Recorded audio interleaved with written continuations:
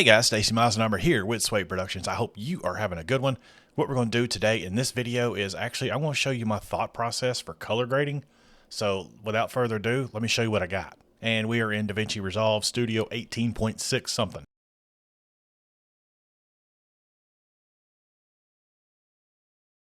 And you can do every bit of this for free on the free DaVinci Resolve version.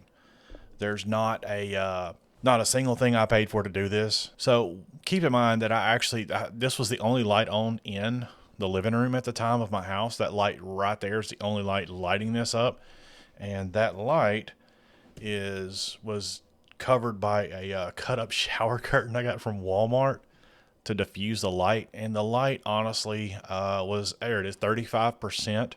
And that's my Suit Photo T15s. Those things are amazing, and they're Bluetooth from your phone. And one more thing to keep in mind before we dive into actually coloring this is I had a quarter Pro Mist filter on there. So just keep that in mind. The highlights are a little more bloomed out than normal, but I think you can achieve that honestly with a glow effect in Resolve anyway. So let's go ahead and start coloring. What I'm going to do is I'm going to go ahead and Control or Command, depending on what you play on, C to copy that over. And then I'm going to go to a new timeline, and it doesn't, you can call it whatever you want to, but for the sake of this tutorial, I'm just going to do this. It doesn't matter. And then I'm going to paste that in here. Now it pasted all the effects and everything with it, but we're not going to worry about that. This is going to show my node tree. Now I do have a LUT, but it's deactivated right now. And that's with a LUT that I actually purchased from Film Riot. So that's deactivated. The glow is deactivated again because I've got a Pro Mist filter. So I'm going to delete all these.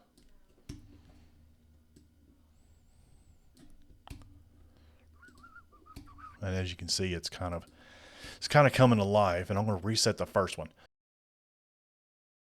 So I've already labeled it a CST, so I don't have to worry about labeling it.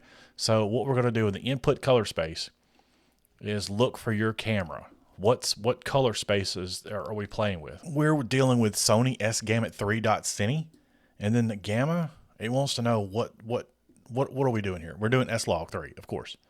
And then we're going to output this to Rec 709, and then the output's going to be a 2.4 because of Rec 709 and Gamma 2.4. From my limited knowledge on all this stuff, forgive me, it's more of an internet delivery. It's for the web. It's not necessarily for theaters, if that makes any sense.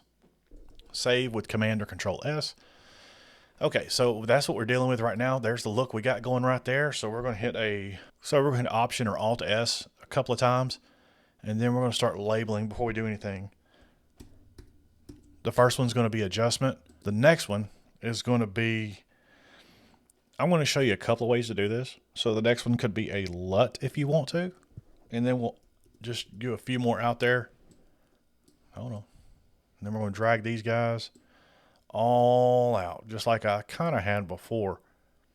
And the last one I like to leave at the end because that's where the film grain is going to go. It's going to be the very last thing.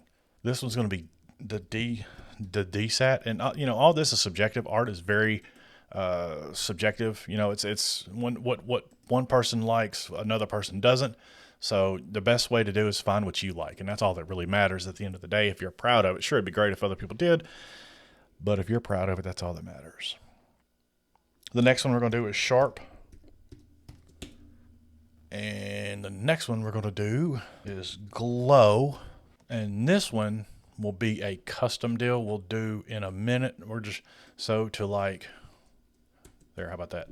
Okay, here we go. The CST is already loaded, so let's get to work. So the first adjustment I want to do on this, honestly, is cool it off. It looks way too warm for a TV to be, blasting the light, because that's our motivation. So what you do is you go to your temperature and just start cranking. I went negative 4K for now, because we can always adjust this later. And for the LUT or look, let me just rename this, because honestly, I don't really like the LUT deal. Okay, here we go. So we got the look entered in there. We're going to leave this alone for right now. Let's go ahead and go to desaturation or DSAT. And I like to play somewhere around 35. See what it does. It kind of gives that Hollywood kind of look, you know, where everything looks like it's in log footage, but it's not. Let's see. I think 32 is it. And what I'm looking at when I do this is the chair. I'm looking at her lip color. You know, the skin tones can be, in my opinion, they can be a little bleached, but I'm not losing those reds. And obviously I'm not losing, you know, the neck, the bracelet either. Okay, so the next thing we're going to do is we're going to mess with the sharp a little bit. Now, keep in mind, you want to go to this little deal right there, the blur, and you can either reverse blur it or you can just hit sharpen. So I like to stay around 47, 48. So we're going to go to 47 on this guy. Command S to save. Glow. All right, so let me show you glow. And this is just my thought process on doing all this stuff, what I'm thinking, you know, because I'm going for the look of she's watching TV and maybe the TV's over here somewhere, but she's talking to a friend. So let's just see what we can do. So the first thing you want to do with glow is you want to go to glow alone so you can kind of see what you're dealing with, or in this case not. You want to bring that back so there's just shine threshold. So now that I know what I'm dealing with, you don't want it to be, and for this shot, I don't want it to be too much. And I like even numbers too. So we're going to go to 0.200. Okay, so the next thing we're going to do is we're going to check that. There it is. Okay, not too much. It softened it up just a tad, which is fine. So this is going to be the spread of the glow. How much, think of it as blur. How blurry do you want the glow? You know what I mean? Okay, here we go. So I've got the spread of that going, and this is like if you want it to go up or down, or you want it to go spread out left and right. Really, I'm not a huge deal with that. I think what you get in the beginning is good. Okay, so we got that added. We're going to go back to our image, and we're going to scroll down. I apologize if I'm moving fast. I'm trying to keep this as short as possible. So the opacity of the glow. See? You see how it just gently kind of bounces off of her skin? That's basically what you're looking for. You're trying to find like a little sweet spot that you like. Because again, remember, this is subjective. So here we go. This little deal right here, I'm going to go ahead and rename. I'm going to rename this to cool off. And then we're going to crank on this temperature a little more. And again, we can come back to this and we will adjust things in a minute. So let's see what we got here. So moving on, we're going to go to this. And from here, we're going to add the film grain. You think I would like type it in or something. It'd be a lot easier to do, but I like doing things the hard way apparently. Okay, so this, when you add film grain, it's going to pop up mostly on 16 millimeter, and this could be a starting point. Honestly, it doesn't matter because as soon as you touch something, as soon as you touch something, it goes to custom. All right, so the first thing we're going to do is we're going to go to grain only, and then I'm going to freeze it because I don't like my grain moving around. You know, honestly, that's a story for another day.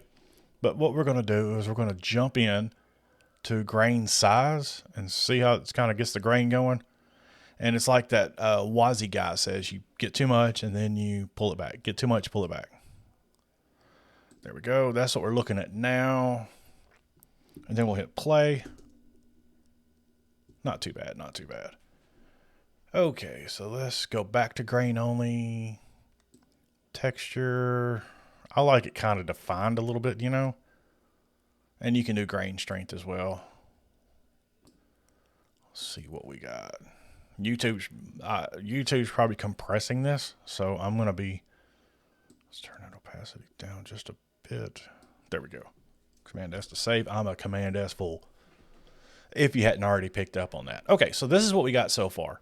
Okay, so now it looks pretty good, but I want to make it a little more blue. So here's what we're going to do. So we're going to go back to this look tab. Remember that we haven't done anything to, and we're about to do stuff to it. You see, we have room. And then, you know, again, this is subjective. I like the Batman look. You have room in here. Honestly, I don't like things touching this bottom line. The bottom line is the blacks. Once it goes past 0, you're losing information. And this doesn't look like it's losing information, but at the same time, I just like a little breathing room. You know what I mean? Okay, so now that we've done that, we're going to go to contrast. The contrast, this is where I always go 1.25. You see what it's already doing? And then we could raise or lower these values over here I'm looking at by adjusting the pivot. See that? See that? Not too bad. Now, looky there. Now, I don't know what this looks like on your screen, but on my screen, it looks pretty good. So we'll just go ahead and completely crush, save. And that's really all we've done. We haven't added a LUT to this at all. Every bit of this you can do. Okay, and the very last thing I'm going to do to this is I'm going to do a little bit of grab this right here in the blue, and I'm going to go downward because I want it to be kind of a, you know, in my opinion, and this is all subjective again, my opinion is the TV is not necessarily a blue light. It's kind of a bluish white light on you. So that's all I'm doing is moving this around, just seeing what I can see. And that looks good to me. So this is basically what we have after I'm done. There's where we started. There's where we finished. And you could be like, well, you know, that's a little too saturated. Well, you could honestly, in this same look, and I like to do things separately, but this look node, just for tutorial purposes, I did a few things in one node. My bad, spank me. So we could desaturate to 40. See that? See? And it looks a little better, and I still got gold there, and I still got pinkish red there. We're good to go.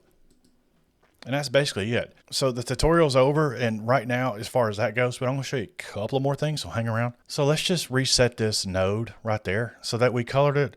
We like what we got, and if you want to, Film Riot has this Batman LUT for free on their website right now, as of the time of this tutorial. So basically, you could add this to this. Now you're like, well, this is way too dark. Well, you got to remember, I actually built this around a different look, but with this Batman LUT, I would redo my values and make it right to begin with, which is again, all this is free. There's our look that we did before. I did Command Z a few times. All right, so Command S, and this is what we have. So keep in mind, I shot this on a Sony a7S III with a Tamron 28 to 75 millimeter lens at f2.8. My ISO was 12,800. White balance is where I messed up. It was only at 5500K, and I would have done a lot lower if I would have remembered. Because if basically with the white balance at that low, I wouldn't have had to go so hard on the cool off. You know what I mean? I appreciate you guys watching this tutorial. If you have any questions, let me know down below in the comments, and I will get to them as soon as I can. Anyway, it's been Stacy Meisenheimer with Sway Production. Thanks for watching, and we will see you next time. Bye.